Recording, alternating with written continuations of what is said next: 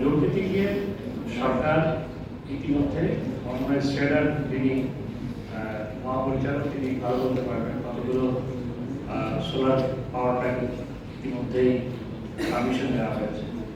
যাই হোক, সেই পারমিশনগুলো দেওয়া হয়েছে আজকে যেহেতু আজকের সেমিনারটা হচ্ছে অনেক পলিসি ফ্রেমওয়ার্ক, যে পারমিশনগুলো দেওয়া হয়েছে সেখানে যে পলিসি আছে সেই পলিসিটা আসলে কুইকলি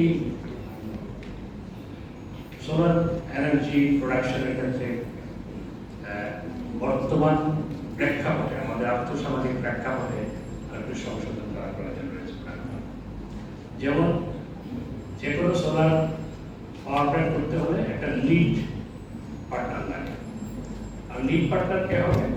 লিড পার্টনার হওয়ার জন্য তাকে কোনো একটা পাওয়ার প্ল্যান্ট করার অভিজ্ঞতা থাকতে হবে এবং তাকে থার্ড কান্ট্রিতে বানানোর একটা অভিজ্ঞতা থাকতে হবে, আর তাকে কত পার্সেন্ট শেয়ার? তাকে 20% শেয়ার দিতে হবে। তাহলে I am inviting foreign companies to take share এবং 6 বছর সে লিড পার্টনার থাকতে হবে। তাহলে আমি বাংলাদেশে এখন প্রচুর এন্টারপ্রেনার আছে যাদের কোনো লিড পার্টনার দরকার। আমি যদি এটি থেকে যায়, এটি যখন করা হয়েছে, যখন ইন্ট্রোডিউস করা হয়েছিল আজ থেকে 12-13 বছর আগে, তখন আমাদের অভিজ্ঞতা ছিল, তখন আমাদের এন্টারপ্রেনার এইভাবে ছিল, তখন সেটা ঠিক ছিল, কিন্তু এখন এটি সংশোধন করতে হবে। আমি এই নিয়ে বিদ্যুৎ প্রতিমন্ত্রীর সাথে আলাপ করেছি, আজকে শ্রেডার চেয়ারম্যানের সাথে পাশাপাশি বসার সুযোগ পেয়েছি, তার সাথে তখন আলাপ করেছি। ইকোলের সিইও এখানে আছে, shredder is authority two formulate the policy. তো এইখানে সেগুলো আক্রান্ত হয়, যারা আমরা তো আমরা জলবায়ু পরিবর্তনের সমস্ত নেগেটিভ ইম্প্যাক্ট আক্রান্ত, but it is contributing almost nothing to the house as our per capita value greenhouse gas emission is 1/5 of global average. সেজন্য we don't have any responsibility for mitigation.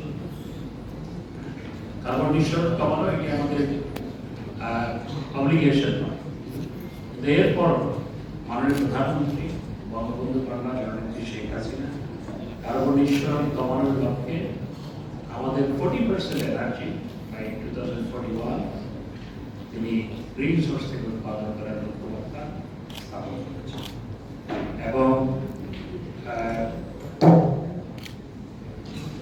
তিনি 2030 সালের মধ্যে 30% এনার্জি ফ্রম গ্রিন সোর্স থেকে উৎপাদন করার সেটিও বলা আছে এবং মুজিব প্রসপারিটি প্ল্যানে এগুলো বিবৃত আছে। তো 40% 2041 সাল ইতিমধ্যে অনেক দেশ কিন্তু জিরো মিশনে গেছে, দেশ এবং অনেক বড় দেশও তাদের maximum energy is coming from the resources. জার্মানিতে এখন almost 60% energy is coming from the resources. Germany কিন্তু একটা শিল্পোন্নত দেশ এবং সেখানে অনেক এনার্জি কনজাম্পশন। এই তাপমাত্রা বৃদ্ধির কারণে পৃথিবী যে চ্যালেঞ্জগুলো মোকাবেলা করছে সেটি আমরা দেখতে পাচ্ছি।